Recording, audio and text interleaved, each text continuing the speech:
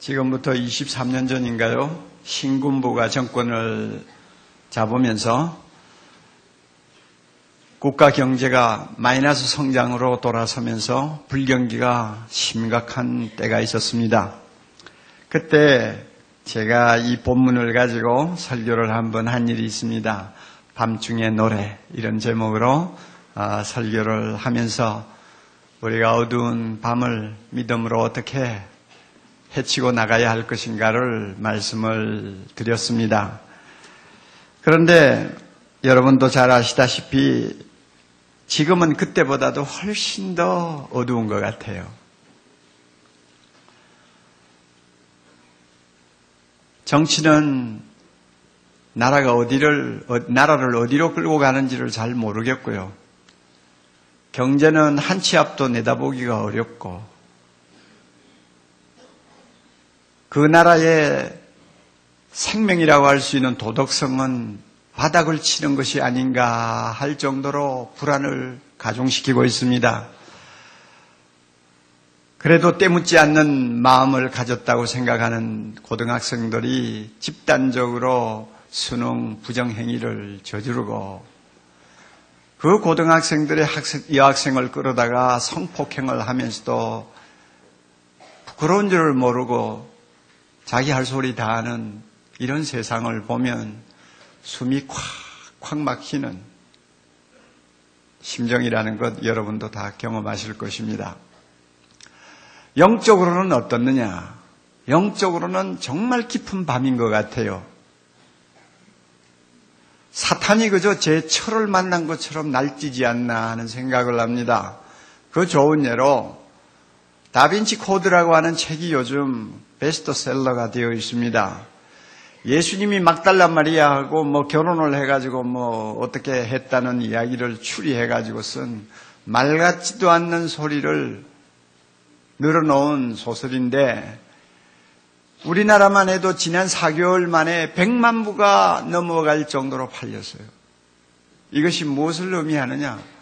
사람들이 옳은 소리는 듣지 않고 잘못된 소리만 귀를 기울이고 쫓아다니는 밤이 온 거예요.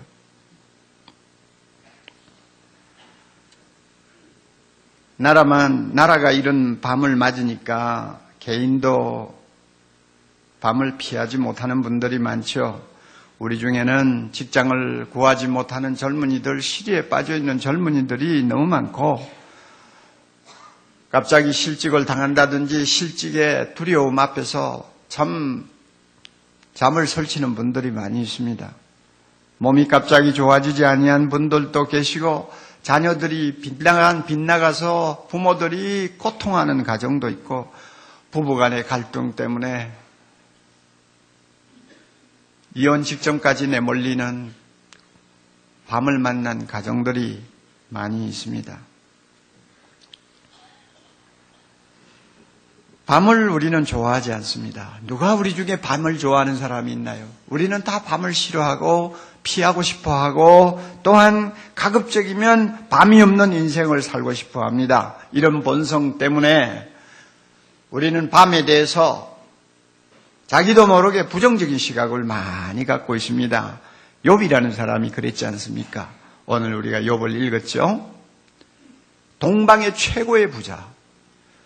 돈만 많은 것이 아니라 그 인품이 워낙 특출해서 모든 사람으로부터 존경을 받는 위대한 인물이었죠. 하나님을 섬기는 면에서도 두채가라고 하라면 서러울 정도로 지성을 다해서 주님을 섬긴 사람. 그런데 어느 날 하루아침에 자녀 다 잃어버려, 건강 잃어버려, 재산 날아가버려, 아내 도망가, 남은 것이 하나도 없는 거예요. 캄캄한 밤을 만난 것입니다. 너무나 어처구니 없는 이런 고통을 그가 직면하게 되니까 자기도 모르게 생각이 부정적으로 돌아버렸어요. 친구 셋이 찾아와서 이 고통이 어디로부터 온 것이냐를 가지고 갑론을박하면서 내뱉은 말들을 들으면은 전부 다 부정적인 시각이에요. 내 죄가 많아서 이런 저주를 받는 것이다. 아니야, 나는 그런 죄를 범한 일이 없어. 아니야, 네가 죄를 범한 거야. 숨은 죄가 있기 때문에 죄값이야. 이러면서 서로가 갑론을박하다가 결국 모두가 다 지쳐 쓰러져 버렸습니다. 그때 젊은 청년 엘리후가 등장합니다. 엘리후의 시각은 좀 달라요. 고통을 보는 안목이 다른 사람하고 틀려요. 왜 당신들은 고통을 이렇게 부정적으로만 해석하냐? 우리가 잘 생각하면 고통 속에는 하나님의 놀라운 은혜가 있다 이거예요.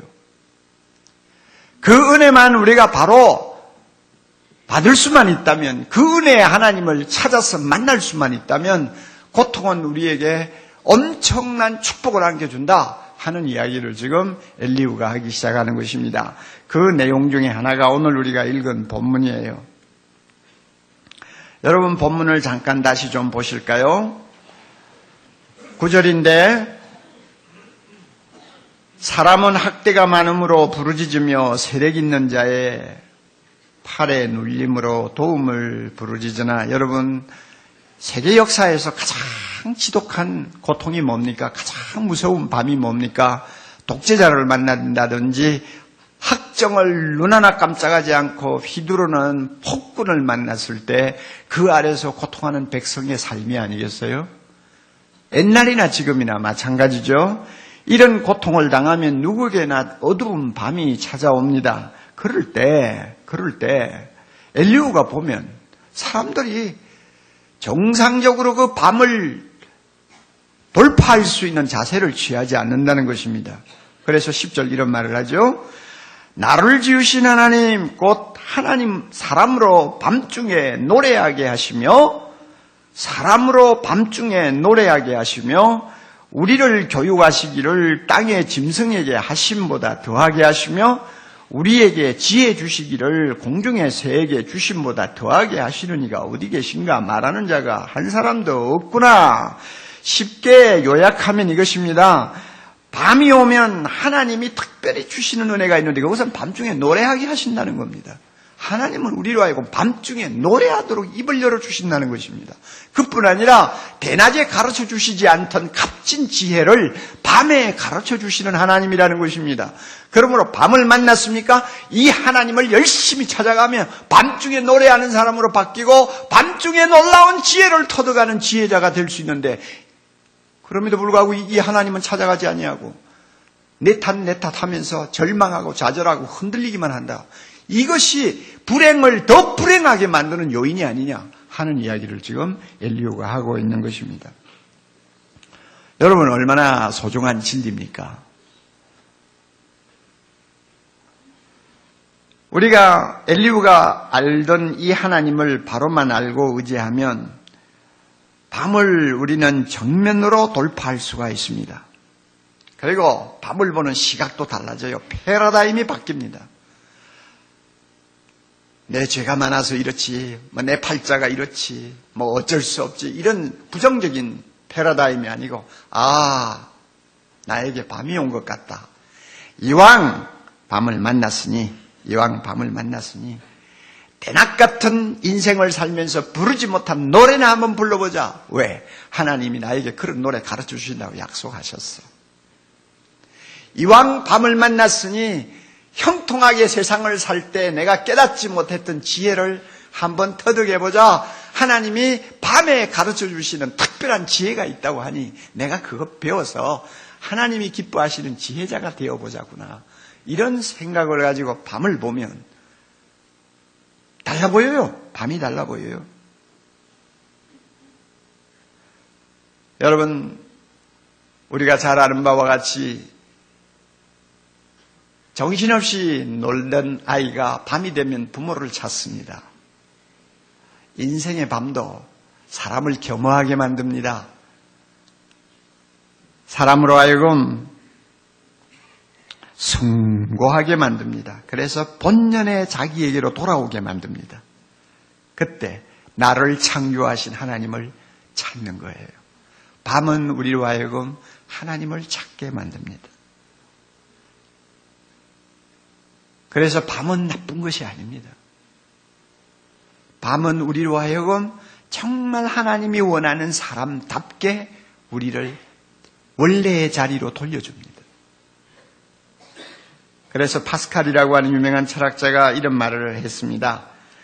사람한테 가장 나쁘게 생각되는 고통이 어떤 의미에서는 가장 좋은 선물이 될 수 있다.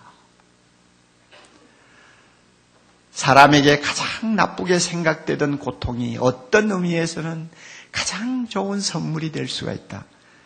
진리라고 생각을 합니다. 고통 때문에 하나님을 찾게 되었나요? 그래서 밤중에 노래 부르는 기막힌 체험을 했나요? 또 밤을 만나서 정말로 어떤 값으로도 살 수 없는 지혜를 터득했나요? 여러분, 그렇게 됐다면 어떻게 밤을 원망만 할 수 있겠어요? 우선 먼저 우리 생각해 봅시다. 밤중에 하나님이 노래하게 하신다는데 그 노래하게 하시는 노래가 어떤 것일까? 한번 생각을 좀 해봤으면 좋겠습니다. 어떤 노래를 부르게 하시는 것일까? 아마 틀림없는 사실이 있어요. 대낮에 부르지 못하는 노래일 거예요. 맞죠? 내가 성공하고 형통하고 젊고 사람들에게 자랑하고 싶은 훈장을 줄줄이 달고 막 신나게 살던 때에는 절대로 부를 수 없는 노래. 아마 그 노래가 아닐까. 저는 그렇게 생각합니다.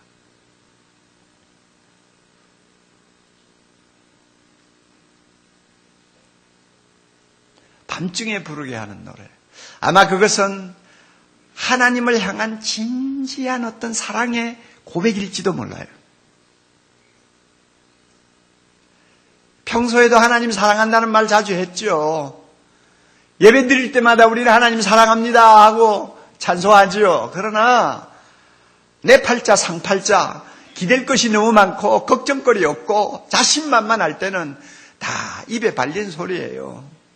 다 속으로는 믿는 구석이 있기 때문에 하나님 사랑합니다. 어떻게 보면 중심을 보시는 하나님의 눈으로 볼 때는 연없는 속에도 없는 소리 잘 떠든다.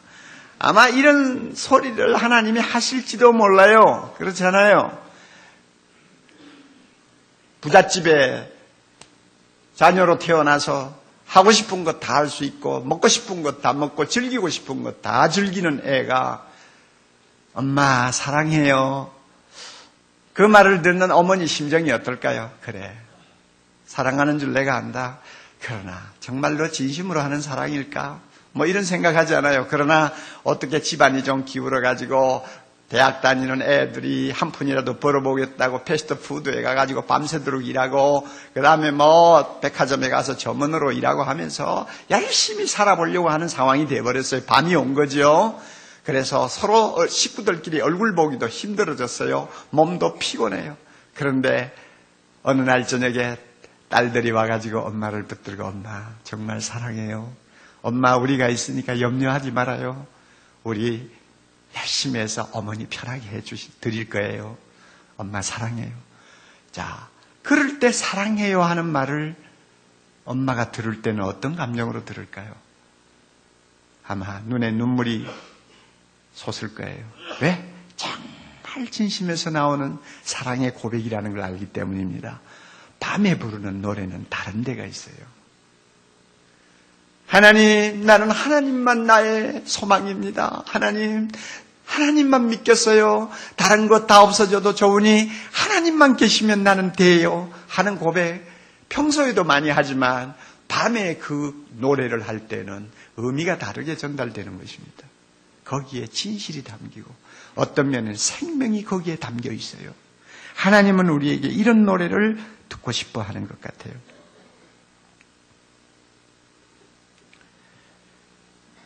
여러분 잠깐 하박국 3장 좀 보세요. 찾지 않아도 돼요. 자막에 나올 테니까 하박국 3장을 우리가 좀 보면 성경에 나오는 밤의 노래 가운데서 가장 클래식이라고 할 수 있는 노래라고 저는 확신합니다. 이 하박국이 한 노래가 나오는데요. 먼저 배경을 여러분이 좀 아시면 좋겠어요. 그 당시에 최대의 강국은 애굽이었습니다. 그래서 유대나라도 애굽에게 기대고 살았어요. 마치 오늘 우리가 미국에 기대고 사는 것과 비슷한 상황이었습니다. 그런데 신흥국가 바벨론이 등장하면서 애굽의 세력이 점점 꺾이기 시작했는데 드디어 어느 전쟁에서 애굽 군대가 바빌론 군대 앞에 완전히 패배를 해버렸습니다. 그래서 세상의 권력 판도가 바뀌게 됐어요. 그러자 승승장구한 바벨론이 애굽과 동맹한 유다를 정복하기 위해서 지금 쳐들어오고 있는 거예요. 이 소식이 온 나라에 퍼졌어요. 하박국도 마찬가지요. 그래서 모든 사람들이 사시나무 떨듯이 떠는 거예요. 이럴 때 하박국이 뭐라고 표현했느냐 하면 창자가 흔들린다고 그랬어요. 집 안에 앉아 있는데도 몸이 떨린다고 그랬어요. 나중에는 뼈가 썩는다고 그랬어요. 이 바벨론 군대가 한번 와서 쓸고 지나가면 내가 지금까지 쌓아놓은 것들이 남아있겠어요? 곡간에 곡식이 있겠어요? 들에 과일이 남아있겠어요? 지금으로 말하면 경제가 완전히 쑥밭이 되어버리죠. 그러니까 칼에 죽지 않으면 굶어 죽을 확률이 거의 다반사라고 말이에요. 그렇게 무서운 지금 밤이 지금 찾아오고 있어요. 이럴 때 하박국이 찬양을 했어요. 어떻게 이런 어두운 밤에 이런 찬양을 할 수 있는지 이 말씀을 읽으면 읽을수록 신비할 정도입니다. 우리 한번 볼까요? 자막에 뜨는데 여러분 한번 보세요. 17절 하박국 3장 17절 그는 이렇게 이야기합니다. 노래합니다. 비록 무화과 나무가 무성치 못하며 포도나무에 열매가 없으며 감람나무에 소출이 없으며 밭에 식물이 없으며 우리의 양이 없으며 외양간에 소가 없을지라도 다 날아가고 없는 거예요. 바벨론 군대 앞에 남아있을 것이 하나도 없죠. 다 없어도 하나님 그래도 좋습니다. 나는 여호와를 인하여 즐거워하며 나의 구원의 하나님을 인하여 기뻐하리로다. 여러분 이런 노래가 세상에 어디 있어요? 주 여호와는 나의 힘이시라 나의 발을 사슴과 같게 하사 나로 나의 높은 곳에 다니게 하시리로다. 할렐루야. 밤중에 이런 노래를 부를 수 있다? 여러분 이거 상상이나 되나요? 하박국의 노래의 요점은 무엇입니까? 전쟁이 일어나도 하나님만 계시면 좋습니다. 모든 가진 것들이 다 없어져도 심지어 굶어도 하나님만 계시면 그 하나님은 나의 기쁨이요 나의 사랑이요 나의 힘이십니다. 하나님은 나의 구원이십니다. 결국 하나님은 나로 하여금 사슴과 같이 나를 힘있게 만들어서 어두운 밤도 마음껏 뛰어다니게 하실 것이요 결국은 하나님께서 이 어두움을 헤쳐버리시고 아름다운 나를 나에게 다시 주실 것이라는 찬양 아닙니까? 그러니까 하나님을 즐거워한다고 그러죠. 이것은 사람이 자기 힘으로 부를 수 있는 찬양이 아닙니다. 우리에게는 어두운 밤에 이런 노래를 부를 만한 능력이 본래 없어요. 아무도 없어요. 그러므로 이것은 하나님이 부르게 하시는 노래입니다. 하나님이 은혜 주실 때 부르는 거예요.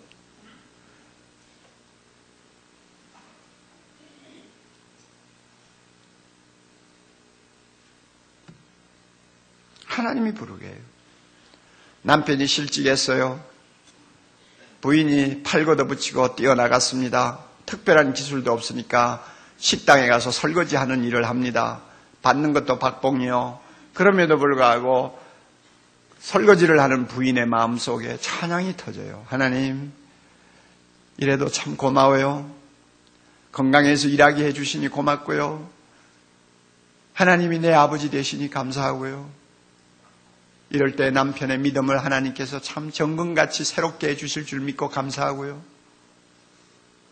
조금만 지나면 하나님이 또 우리 가정에 낮을 주시고 아침을 주실 줄 알고 감사하고요. 이러면서 자기도 모르게 설거지하면서 흥얼흥얼하고 찬송한다. 여러분 이 사람 누가 막을 거예요? 이런 사람을 누가 막을 거냐고요?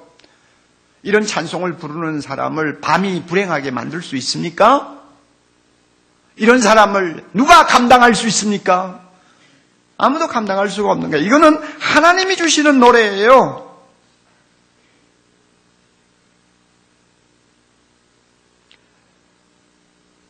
이 하나님을 오늘 다시 한번 우리 마음속에 모시는 시간이 되기를 바랍니다.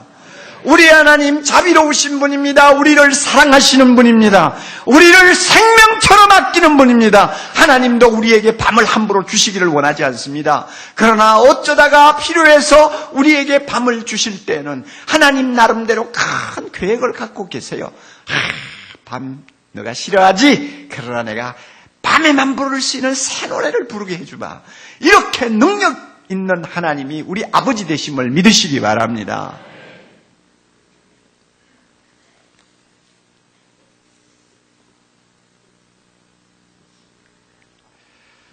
두 번째로 우리가 좀 생각해 볼 것이 있습니다. 인생의 밤을 만나서 하나님은 우리에게 지혜를 가르쳐 주신다고 했는데 무슨 지혜를 가르치시는 것일까? 우리가 한 가지 예를 좀 들어보는 것이 좋습니다.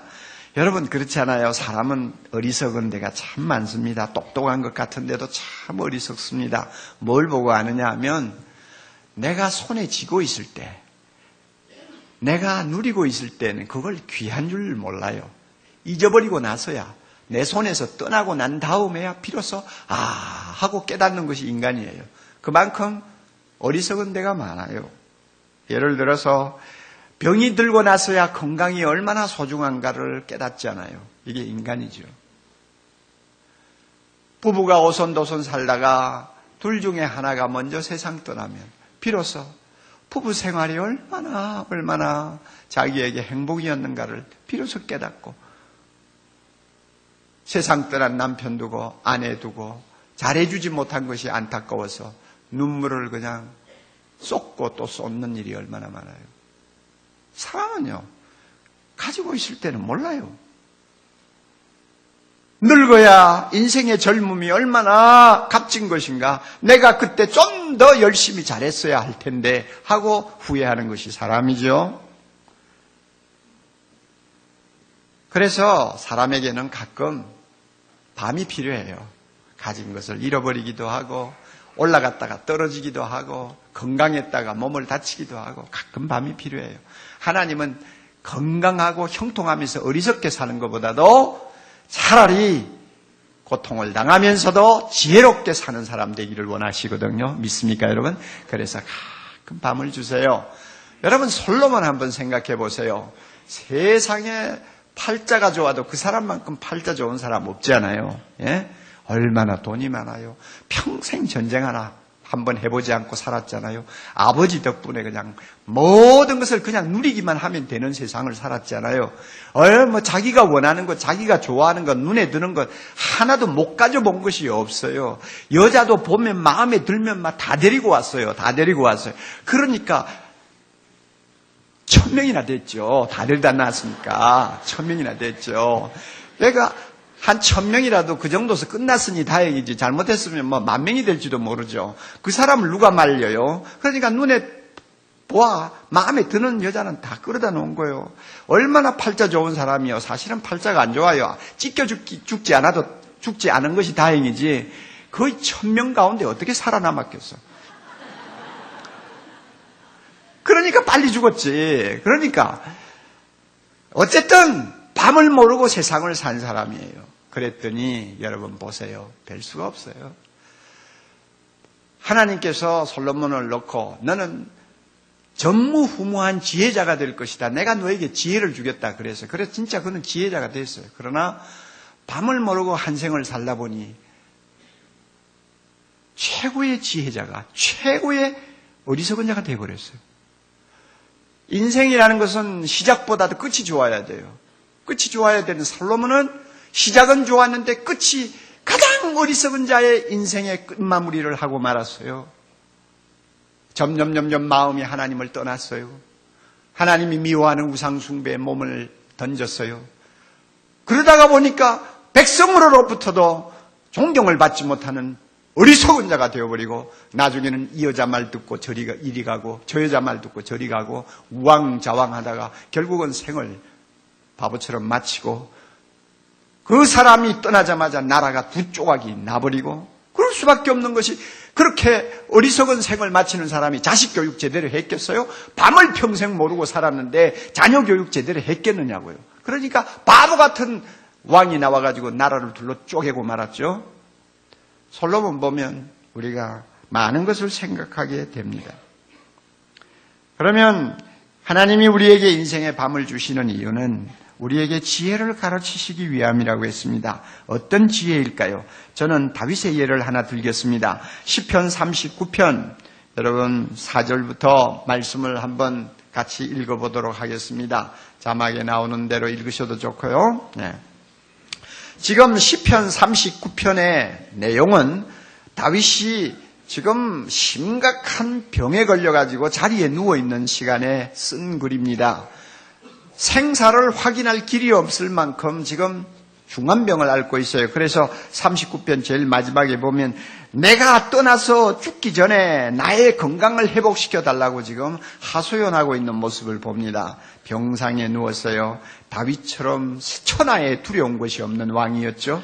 다윗처럼 영화를 누린 왕도 드물죠. 다윗처럼 전성기를 누린 왕도 드물죠. 그럼에도 불구하고 그는 병상에 누웠어요. 병상에 눕기 전에는 전혀 잘 깨닫지 못하던 놀라운 지혜를 그가 배우게 됩니다. 그 지혜가 뭡니까? 4절 이하 봅시다. 여호와여 나의 종말과 연한의 어떠함을 알게 하사 나로 나의 연약함을 알게 하소서. 다윗이 병상에서 배운 지혜가 뭐냐? 나는 약하다 하는 거 배운 거예요. 왕이지만은 나는 아무것도 아니야. 나는 너무 약해. 너무 약해. 이것은 건강한 대낮에는 배우지 못하는 지혜입니다. 여러분 대낮을 사는 사람 여러분 만나보세요. 자기가 약하다고 생각하는 사람이 어디 있어요? 그러나 병상에 누우니 정말 자기는 아무것도 아니라는 걸 깨달은 거예요. 그 다음에 또 보세요. 5절에 주께서 나의 날을 손넓이만큼 되게 하심에 나의 일생이 주의 앞에는 없는 것 같사오니. 무엇을 배웠습니까? 여러분, 인생은 짧다. 내 생각에는 70년, 80년 사는 것이 대단한 것 같이 보이지만은 병상에 누워서 나의 생을 앞뒤로 재어보니 이것은 손넓이만큼 그것만도 못한 짧은 인생이구나. 인생의 덧없음을 깨달은 거예요. 하나님이 주신 지혜예요. 그 다음에 또 뭐라고 말합니까? 사람마다 그 든든히 선 때도 진실로 허사뿐이니이다. 성공해서 우쭐거리고 많이 모아서 자랑하고 세상 사람 앞에 인정받아서 기뻐하고 하던 거 다 나중에 보면 아무것도 아니라고 말이에요. 사람이 든든히 섰다고 큰 소리 칠 때 그거 대단한 것처럼 보이지만 좀 더 어린아이의 눈으로 보면 아무것도 아니라고 말해요. 그 다음에 6절 봅니다. 진실로 각 사람은 그림자같이 다니고 헛된 일에 분요하며 재물을 쌓으나 누가 취할는지 알지 못하나이다. 아무리 열심히 벌어놓아도 내 것이 아니다 그 말이에요. 아무리 쌓아놔도 내 손에 남아있는 것이 아니다고. 누구 손에 갈지도 몰라요. 그것을 짊어지고 가는 것도 아니요. 그것을 가지고 내가 다 누리고 가는 것도 아니요. 내 것이 아니다. 어디서 깨달았습니까? 병상에서 깨달았어요. 이게 지혜입니다. 건강할 때 잘 인정을 하지 않으려고 하던 지혜입니다. 병이 들어서 자기가 누워있을 때 하나님이 가르쳐 주신 지혜입니다. 나는 약하다. 인생은 짧다. 인간의 성공 자랑할 것 못 된다. 쌓아놓은 재물 내 것이 아니다. 이 모든 것을 병상에서 다 정말로 절절히 깨닫는 거예요. 하나님이 주시는 지혜입니다. 그래서 결론이 뭡니까? 주여, 다 같이 읽습니다. 주여, 내가 무엇을 바라리요? 나의 소망은 주께 있나이다. 다시 한번. 주여, 내가 무엇을 바라리요? 나의 소망은 주께 있나이다. 지혜 중에 지혜가 뭡니까? 하나님만이 믿을 뿐, 하나님만이 나의 소망, 하나님만이 나의 영광이라고 고백하는 것이죠. 이게 지혜입니다.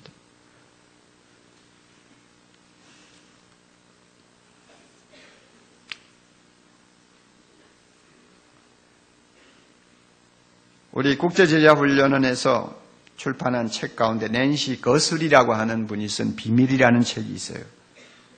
여러분 한번 읽어보셔도 좋습니다. 미국의 복음주의 단체가 선정한 금메달 수상 작품입니다. 이 거슬이가 결혼해서 자식을 4명을 낳았어요. 그런데 첫아이 빼고는 전부 다 죽었어요. 신진대사의 장애를 일으켜서 100% 죽는 희귀병, 젤웨거병이라고 하는 것. 젤웨거병이라는 병에 애가 걸려가지고 셋이 다 죽었어요. 부부에게 유전인자가 좀 문제가 있기 때문에 아이를 낳으면 낳는 대로 다 죽는다는 의사의 판정이 나왔어요. 그렇게 믿음이 좋은 가정에 정말로 앞이 하나도 안 보이는 밤이 찾아온 거죠. 그런 자식을 잃어버리는 고통을 겪으면서 이 부부가 배운 지혜가 있었어요. 그들의 믿음이 당장 고통을 덜어주지는 못하지만 고통에 대해서 어떻게 반응하고 대처하는 것이 하나님이 원하시는 지혜인가를 배웠어요. 그래서 그는 이런 말을 합니다. 하나님은 우리들의 망가진 인생의 조각들을 하나하나 모아서 반드시 무언가 아름다운 것으로 만들어내실 것이다. 이런 믿음을 가지고 우리의 고통을 대처하는 것이 지혜라는 것을 배울 수 있었다. 맞아요. 지금은 다 망가진 인생같이 보여요. 그러나 좋으신 우리 하나님, 반드시 이 망가져서 흩어져 있는 조각을 하나하나 모아가지고 하나님이 정말로 기뻐하시는 아름다운 작품으로 만들어내실 것이다. 이 믿음 가지고 이 고통, 이 불행을 대처하면 하나님이 축복해 주신다 하는 지혜를 배웠다 그 말이에요. 네. 요이 말한 것처럼 하나님이 나를 단련하신 후에는 내가 정금같이 나오리라. 내가 정금같이 나오리라. 그대로 된다고 그대로 믿은 거예요. 하나님이 우리에게 원하시는 건 뭡니까? 하나님이 우리에게 원하시는 것은 세상의 성공 아닙니다. 잘 들으세요.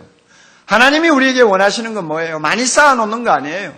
하나님이 우리에게 원하시는 건 뭐예요? 내가 달라는 대로 다 주시는 거 아니에요. 하나님이 원하는 것은 우리의 속사람이 예수 그리스도를 닮아 온전한 자리에 이르는 것을 원하십니다. 다시 말하면 자기와 꼭 닮은, 자기 마음에 쏙 드는 사람을 원하십니다.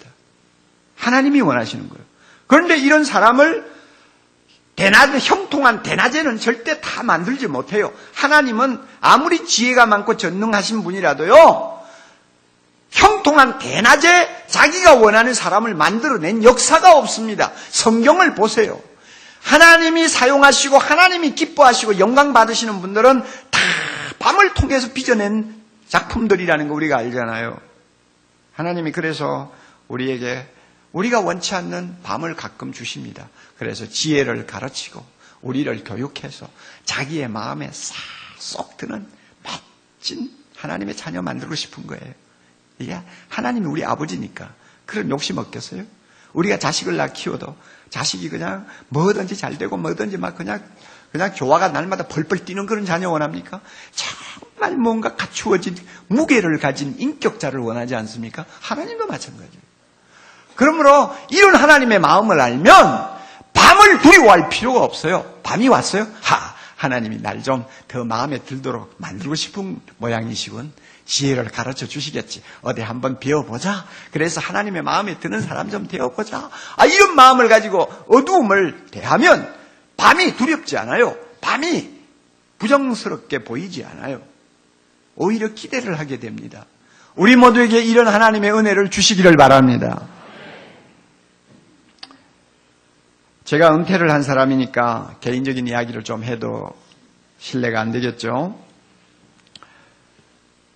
저에게도 인생의 밤이 여러 번 있었습니다. 우리 교회 안에서 겪는 다른 형제들의 밤에 비하면 저의 밤은 밤도 아닐지도 몰라요. 그러나 교회를 맡은 목회자에게 있어서는 만만치 않는 밤의 고통이 저에게도 자주 있었습니다.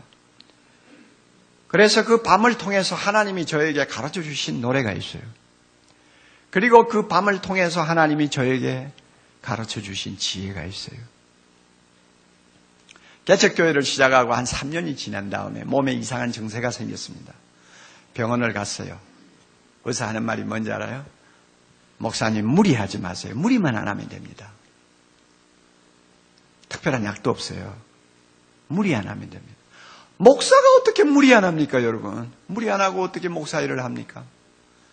십자가를 단단히 하나 짊어진 거죠. 그리고 나서 또 열심히 목회를 하는데 한 8년이 지난 다음에 또 한 군데 이상한 데가 나왔어요. 고통스러워요. 그래서 병원에 갔더니 의사 하는 말이, 목사님도 신경 쓰세요? 아이, 몇 년에 사람을 두고 망신을 시키네요. 목사님도 신경 쓰시나요? 신경만 쓰지 마세요. 신경 안 쓰면 됩니다. 뾰족한 치료책도 없고요. 그러니까 신경 쓰지 말면 됩니다. 이러니 참 기가 막히는 거예요. 무리하지 말아야 되고 신경 쓰지 말아야 되고, 그럼 목사 그만두라는 이야기죠. 그러니까 제가 어떻게 합니까? 하나님이 나에게 밤을 주시는구나. 그래서 그 두 가지 몸의 약한 부분을 안고 이제 목회를 해야 되는 것입니다. 그러니까 어렵죠. 차라리 교회가 100명, 200명 다 그 모양으로 그냥 크지도 않고 줄지도 않고 있으면 어떤 면에는 목회하기가 쉬운데, 계속 교회는 1000명, 2000명, 5000명, 8000명, 10,000명, 20,000명 늘어나는데 목사가 어떻게 무리하지 않습니까? 목사가 어떻게 신경 안 씁니까? 그러니까 이래서 좀 힘들게 무리하게 뛰면 내 육신에 있는 가시는 제철을 만난 벌레처럼 그냥 사람을 괴롭히는 거예요. 그럴 때마다 하나님을 저는 찾았습니다. 밤을 만났으니까요.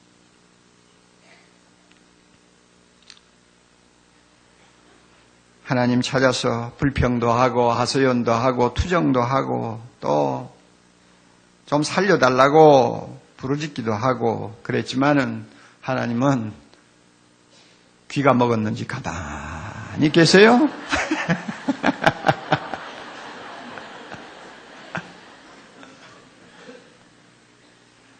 그런데 놀라운 사실을 제가 발견했어요.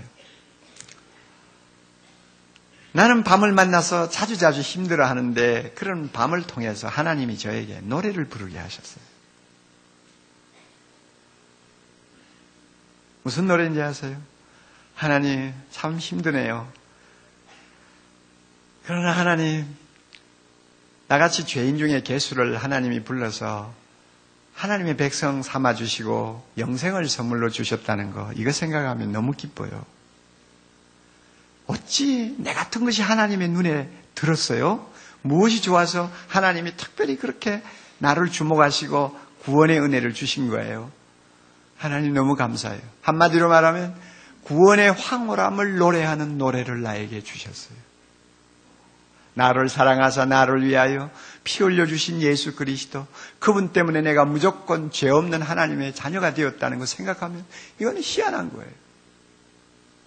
그래서 90년도 한 해 동안 몸이 아파서 안식년을 보내고 91년도에 강단에 서서 얼마 지난 후에 제가 로마서를 강의하기 시작했는데, 그 로마서는 제가 밤중에 배운 구원의 노래였습니다. 그래서 그 로마서 강의를 1년 반 동안 하면서 강단에 서서 설교하다가 춤 많이 췄죠. 그때 제가 춤 많이 늘었어요. 예? 너무 좋아가지고 나 자유 얻었네, 너 자유 얻었네, 우리 자유 얻었네. 지금은 오정현 목사님 밑에서 기가 죽어가지고 찬송 못하지만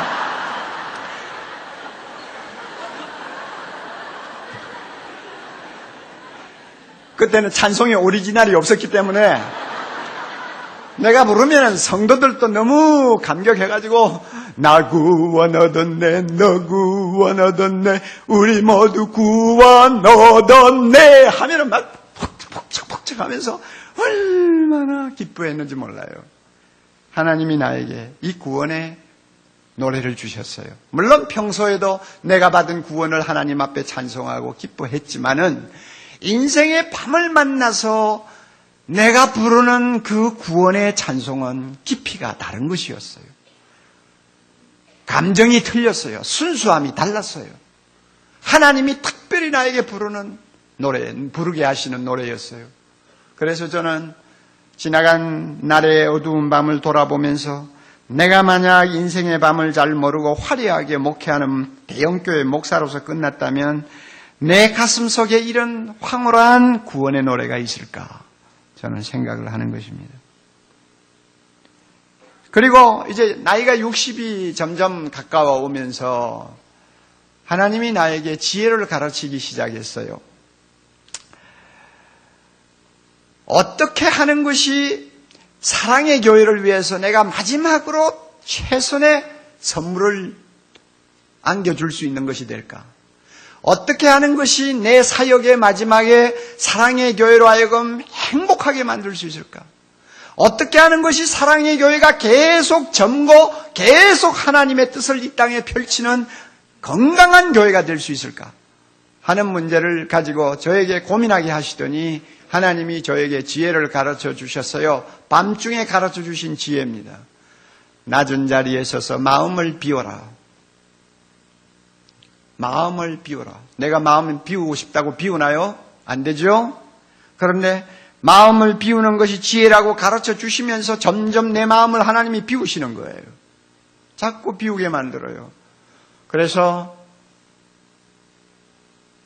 욕심나는 것도 없어지고 손에 넣고 싶은 것도 없고 쥐고 있는 것을 놓지 못해서 안다라는 것도 없고 텅텅 비게 만들었어요.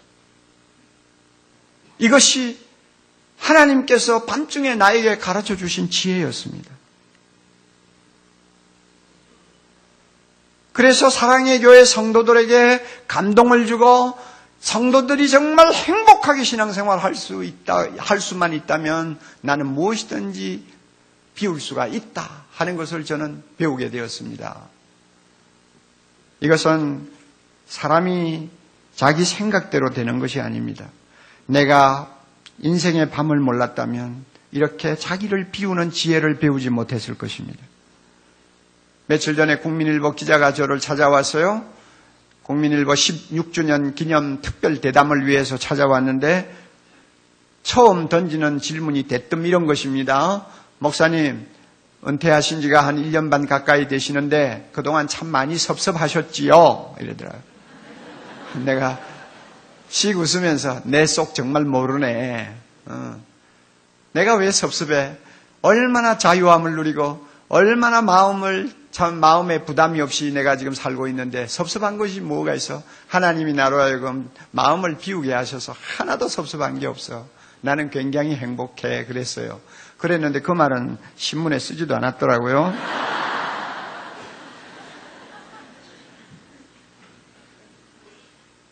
자, 여러분 이제 결론 맺읍시다. 중요한 거 3가지를 꼭 기억하세요. 첫 번째로요. 사람은 누구나 다 고통을 겪고 산다는 것을 잊지 마세요. 누구에게나 밤이 있다는 것을 잊지 마세요.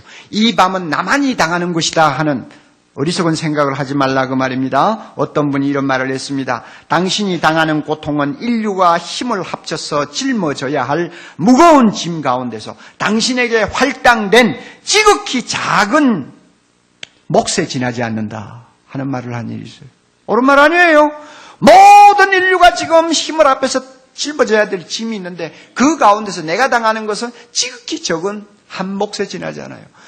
인생을 사는 사람 치고 밤을 모르고 사는 사람 없습니다. 그러므로 여러분 지금 밤을 당해서 나만 이런 일을 당한다 하는 생각을 하지 말아야 돼요. 이게 중요합니다. 첫째로. 둘째로는요.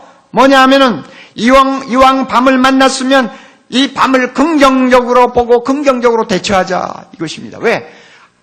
자비로우신 우리 하나님이 밤에 가르쳐 주시는 노래가 있다. 그 노래 한번 불러보자. 하나님이 좋아하실 거다. 밤이라야 하나님이 가르쳐 줄 수 있는 지혜가 있다니 그 지혜를 내가 한번 배워보자. 하나님이 원하는 사람이 될 거야. 그러므로 밤은 절대 나쁜 것이 아니야 하는 확신과 소신을 가지고 여러분의 어두움을 헤쳐나갈 수 있기를 바랍니다. 또 한 가지 더. 밤은 영원히 계속되지 않는다는 사실을 꼭 기억하시기를 바랍니다. 밤은 반드시 지나갑니다. 반드시 아침이 옵니다. 아멘. 반드시 밝은 아침이 기다립니다. 시편 30편 4절 5절 우리 다 같이 큰 소리로 읽습니다. 시편 30편 4절 5절입니다. 주의 성도들아 여호와를 찬송하며 그 거룩한 이름에 감사할지어다. 그 노염은 잠깐이요 그 은총은 평생이로다. 저녁에는 울음이 기수갈지라도 아침에는 기쁨이 오리로다. 저녁에는 울음이 기수갈지라도 아침에는 기쁨이 오리로다. 할렐루야. 밤은 반드시 지나갑니다. 하나님이 밤을 밝혀 아침을 우리에게 주실 것입니다. 이걸 꼭 기억하세요. 다시 반복합니다. 나 혼자 밤을 만난 것이다 하는 방정맞은 생각하지 말라고 그래요. 밤이 왔으면 자 밤중에 부르는 노래 한번 불러보자. 하나님이 주시는 지혜 내가 한번 배워보자. 이런 자세로 밤을 대하라고 말이에요. 그리고 또 하나 밤은 반드시 지나간다. 하나님이 나에게 아침을 주실 것이다 하는 소망을 가지라고 말해요. 그러면 하나도 내가 손해볼 것 없습니다. 여러분의 삶을 통해서 이런 축복들이 계속 이어질 수 있기를 바랍니다. 다 같이 기도하십시다.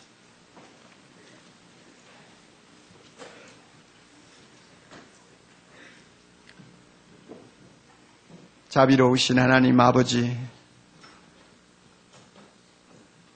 우리 주변의 어두운 밤이 조금씩 내려앉는 것을 눈으로 보면서 우리 하나님을 간절히 구하기를 원합니다.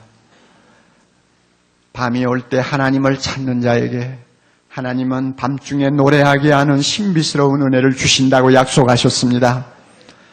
밤중에 하나님을 찾는 자에게는 대낮에 배울 수 없는 값진 지혜를 가르쳐 주신다고 말씀하셨습니다. 아버지, 이 노래, 이 지혜를 배워서 하나님의 마음에 드는 사람 되기를 원합니다. 밤중에 노래 배우고 밤중에 지혜를 배움으로 인해서 대낮을 하나님이 다시 주셨을 때에는 정말로 하나님 앞에 영광 돌리는 생을 살기를 원합니다. 우리 성도들 도와주시옵소서, 축복해 주시옵소서. 예수님 이름으로 기도드리옵나이다. 아멘.